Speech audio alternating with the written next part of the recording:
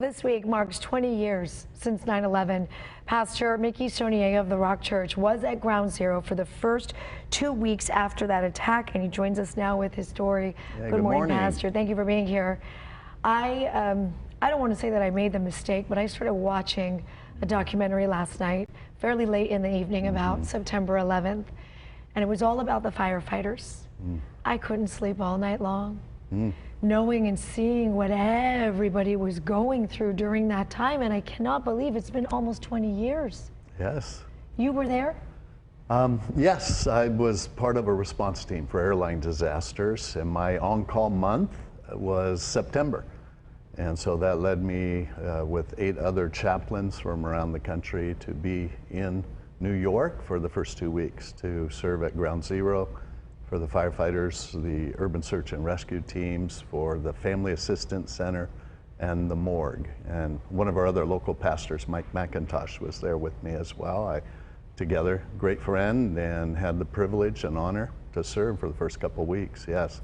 And part of the story, and I'm sure that we're going to see many this week as we look back on this event 20 years ago, there was a pastor there who they have video.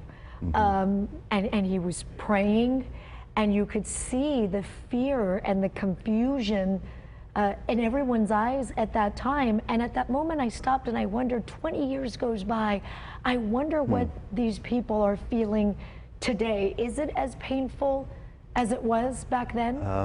Well, everyone processes things differently.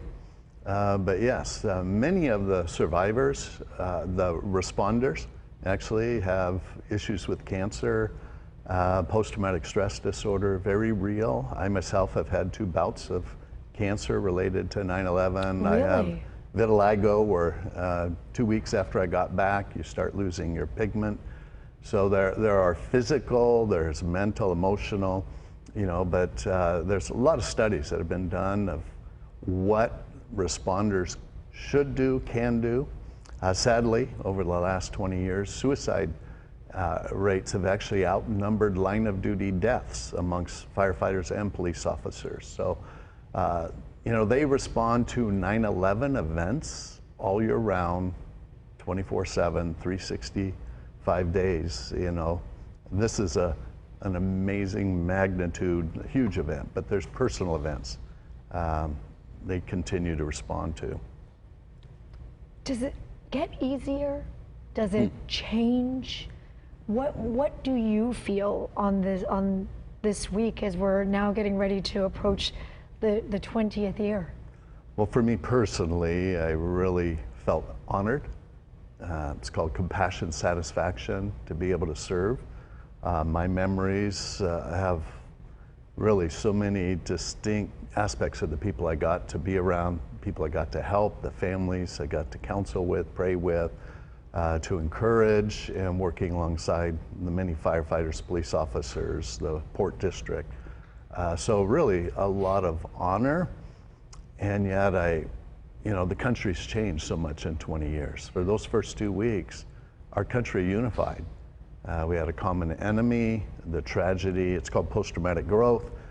We drew together as a country, and now 20 years later, I wish we could get back to that heart of loving one another and uniting together rather than the division we're seeing on so many different levels.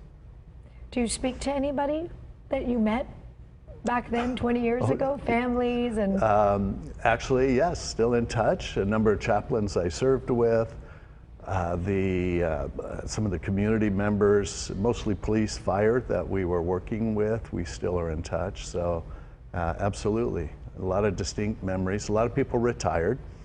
Now, as a chaplain for San Diego Fire Rescue and a number of agencies here locally, I'm older, I'm a volunteer, so continue to serve, and it's just what an honor to be able to continue to serve those who sacrifice all.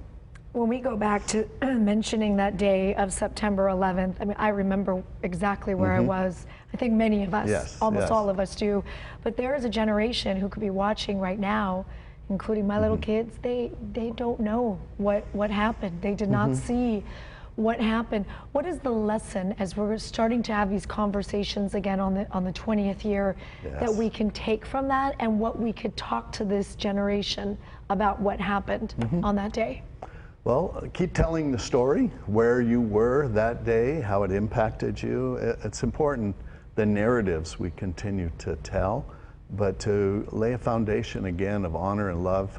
Pastor Miles at the Rock Church wrote a book called The Third Option, dealing with so much tension and division, and his encouragement is that we honor one another, take time to hear, and then love. And so for our children and children's children, continue to tell the story, but emphasize love, not hate. And that's what I want to ask you. Finally, I know the past few weeks for many of us, even the strongest of us, has been extremely overwhelming. There's so much happening in the world, Afghanistan, the pandemic. Sometimes we just feel like we can't breathe. Like, what is going on? What would you tell us? Do you have something you could tell us? Well, actually, there was a study, New England Journal of Medicine, after 9/11, asked, how did you cope during this tragedy? 90% cope by talking.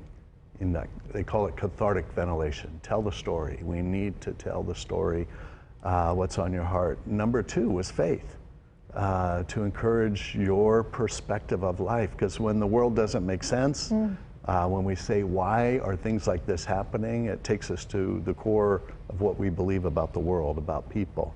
And then the third thing they found, that people cope by turning for friends and family. And so I call it 3 F's: faith, family, friends. Those things need to be our focus. That's how we deal with life, and always let love reign. Let love reign. Did you hear that, friends? I love that. I'm carrying that with me now. Thank you, Pastor, for sharing your story with us. We really appreciate it. All right. God bless.